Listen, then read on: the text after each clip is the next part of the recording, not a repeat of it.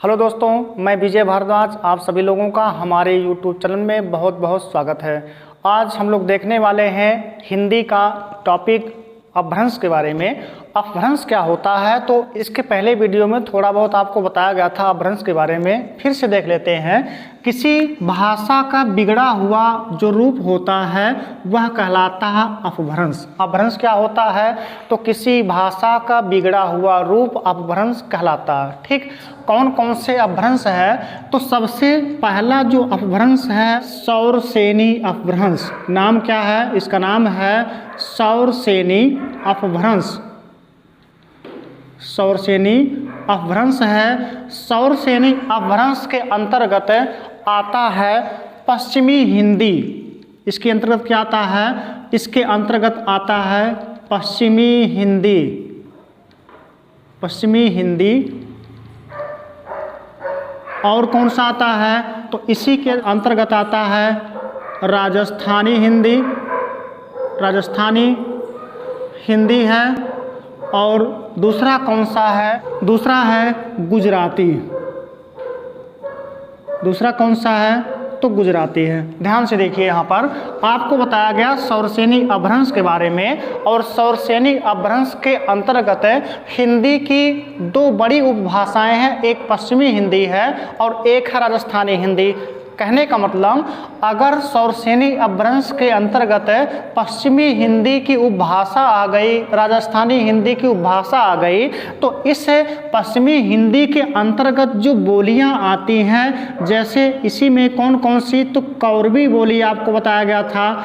एक बोली अन्य थी जिसका नाम था ब्रजभाषा, यह भी था ब्रजभाषा था। और एक बोली आपको बताया गया था हरियाणवी था, हरियाणवी। और कौन सा, तो इसी में आपको बताया गया था एक अन्य कन्नौजी। कन्नौजी की बात कौन था, तो वह था बुंदेली। ठीक, तो यहाँ पर अगर पश्चिमी हिंदी उपभाषा ही आ गई सौरसेनी अपभ्रंश के अंतर्गत, तो इस उपभाषा के अंतर्गत आने वाली जो 5 बोलियां हैं, कौरवी, ब्रजभाषा, हरियाणवी, कन्नौजी, बुंदेली, ये सब कुछ किसके अंतर्गत आ गया? सौरसेनी अपभ्रंश के अंतर्गत आ गया। और अगर राजस्थानी हिंदी की उपभाषा ही आ गई पूरी तरह से सौरसेनी अपभ्रंश के अंतर्गत, तो राजस्थानी हिंदी के अंतर्गत जो बोलियां आती हैं, जैसे आपको बताया गया था मारवाड़ी था, और कौन सा था, मेवाती था। मेवाती के बाद था जयपुरी, जयपुरी था। और कौन सा था, तो मालवी था। इसका मतलब ये चारों जो बोलियां हैं राजस्थानी हिंदी की, सब के सब आ गई। तो सौरसेनी अपभ्रंश के अंतर्गत पश्चिमी हिंदी और उसकी जो सभी बोलियां हैं सब आती हैं। राजस्थानी हिंदी भी आती है, इसकी जो बोलियां हैं सब आती हैं। अगला जो अपभ्रंश है, यह अपभ्रंश इसका नाम है अर्धमागधी। इस अपभ्रंश का नाम है अर्धमागधी अपभ्रंश। इसके अंतर्गत आती है पूर्वी हिंदी। पूर्वी हिंदी उपभाषा। आपको पूर्वी हिंदी उपभाषा के बारे में बताया गया था। पूर्वी हिंदी उपभाषा के अंतर्गत कुछ बोलियां आती थी, 3 बोलियां। कौन कौन सी थी, तो इसमें था अवधी, अवधी था। और कौन सा था, बघेली था। और कौन था, तो ये था छत्तीसगढ़ी, छत्तीसगढ़ी था। तो अगर अर्धमागधी अपभ्रंश के अंतर्गत पूर्वी हिंदी उपभाषा ही आ गया, तो इसके अंतर्गत आने वाली जो बोलियां हैं सभी के सभी आ जाएंगी, है ना। अगला जो तीसरा अपभ्रंश है, इसका नाम क्या है, तो यह है मागधी अपभ्रंश। मागधी अपभ्रंश के अंतर्गत कौन कौन सी आती हैं, तो इसमें आता है बिहारी हिंदी, बिहारी हिंदी। और कौन सा आता है, तो बंगला हो गया। बंगला के बाद है उड़िया, उड़िया के बाद है असमिया, असमिया। ध्यान दीजिएगा, मागधी अपभ्रंश के अंतर्गत बिहारी हिंदी की उपभाषा आ गई। और कौन कौन सा है? तो बंगला, उड़िया उड़ीसा में चलता है, असमिया असम में चलता है। तो ये सभी के सभी आ गई मागधी अपभ्रंश के अंतर्गत है। तो अगर हम ये कहें कि बिहारी हिंदी आ गया मागधी अपभ्रंश के अंतर्गत, तो बिहारी हिंदी की जो बोलियां हैं, जैसे आपको बताया गया था मगही था, मगही हो गया, और कौन था? मैथिली था, मैथिली, और कौन सा था? तो वह था भोजपुरी। तो अगर यहाँ पर पूरी की पूरी बिहारी हिंदी ही आ गई, तो बिहारी हिंदी की जो बोलियां हैं सब के सब मागधी अपभ्रंश के अंतर्गत आएंगी। अगला जो अपभ्रंश है यह कौन सा है? यह है ब्राचड़। इस अपभ्रंश का नाम है ब्राचड़, और ब्राचड़ अपभ्रंश के अंतर्गत आता है सिंधी। इसके अंतर्गत आता है सिंधी। और अन्य जो अपभ्रंश है इसका नाम क्या है? पैसाची। अगला अपभ्रंश कौन सा है? तो यह है पैसाची अपभ्रंश, और पैसाची अपभ्रंश के अंतर्गत आता है लहंदा, लहंदा। और कौन सा? तो आता है पंजाबी, पंजाबी और लहंदा आता है पैसाची अपभ्रंश के अंतर्गत। और एक अन्य जो अपभ्रंश है, इस अपभ्रंश का नाम है महाराष्ट्री। इसका नाम क्या है? महाराष्ट्री। और महाराष्ट्री अपभ्रंश के अंतर्गत कौन सा आता है? तो यह है मराठी। महाराष्ट्री अपभ्रंश के अंतर्गत आती है मराठी। ठीक। एक अन्य अपभ्रंश है जिसको कहा जाता है खस। अन्य अपभ्रंश है, इसका नाम क्या है? तो खस। और खस के अंतर्गत आता है पहाड़ी। इसके अंतर्गत क्या आता है? तो पहाड़ी हिंदी आती है खस अपभ्रंश के अंतर्गत।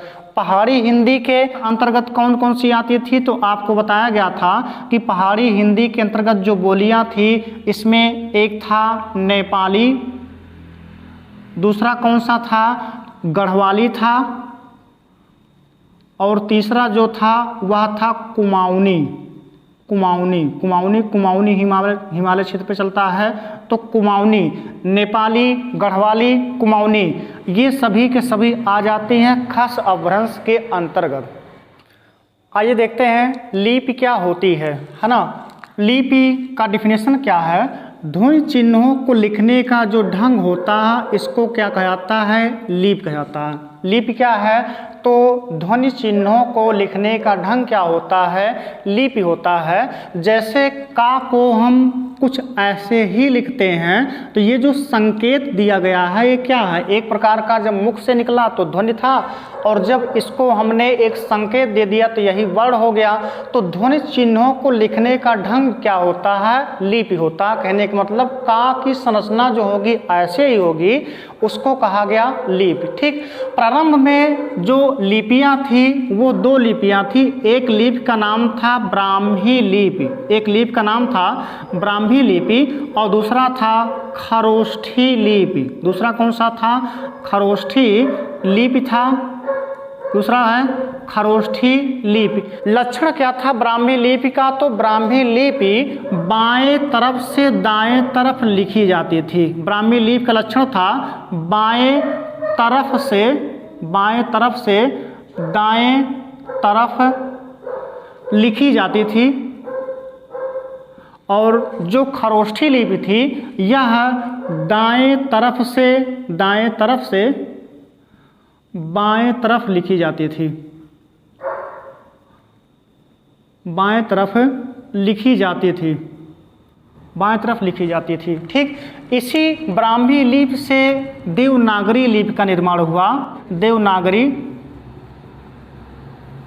लिपि का निर्माण हुआ, और जो देवनागरी लिपि लिखी जाती है वह भी बाएं से दाएं लिखी जाती है। तो ब्राह्मी लिपि सबसे प्राचीनतम जो भाषा थी जैसे संस्कृत, उसमें लिखी जाती थी। इसी ब्राह्मी लिपि से जिस लिपि का निर्माण हुआ उसको देवनागरी लिपि कहा गया, और यह भी बाएं से दाएं लिखी जाती है। जैसे कौन कौन सी भाषा है? तो संस्कृत भाषा लिखी जाती है देवनागरी लिपि में। इसी में हिंदी है, इसी में नेपाली एक भाषा है और इसी में लिखी जाती है आपका मराठी। मराठी जो लिखी जाती है वह भी किसमें, तो देवनागरी लिपि में लिखी जाती है।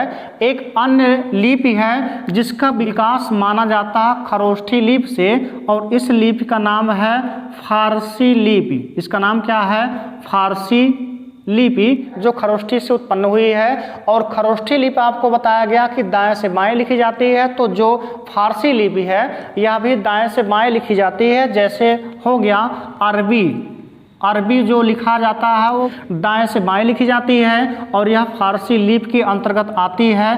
अरबी के साथ साथ उर्दू, उर्दू जो भाषा है वह भी दाएं से बाएं लिखी जाती है। एक अन्य लिपि है जिसका नाम है रोमन लिपि। रोमन लिपि, रोमन जो लिपि है यह भी लिखी जाती है बाएं से दाएं, और रोमन लिपि के अंतर्गत आता है अंग्रेजी। अंग्रेजी जो लिखी जाती है वह रोमन लिपि के अंतर्गत लिखी जाती है। एक अन्य लिपि है जिसका नाम क्या है, अगला जो लिपि है यह है गुरुमुखी। इसका नाम क्या है, गुरुमुखी लिपि नाम है। और गुरुमुखी जो लिपि है यह भी लिखी जाती है बाएं से दाएं, और इसके अंतर्गत आता है पंजाबी। पंजाबी जो लिखी जाती है वह लिखी जाती है गुरुमुखी लिपि के अंतर्गत। तो लिपियाँ कौन कौन सी हो गई, ब्राह्मी हो गया, खरोष्ठी हो गया, देवनागरी हो गया, फारसी लिपि हो गया, रोमन लिपि हो गया, गुरुमुखी लिपि हो गया। दोस्तों अगर आपको वीडियो पसंद आए तो वीडियो को लाइक कीजिए, शेयर कीजिए और चैनल को सब्सक्राइब करना ना भूलें।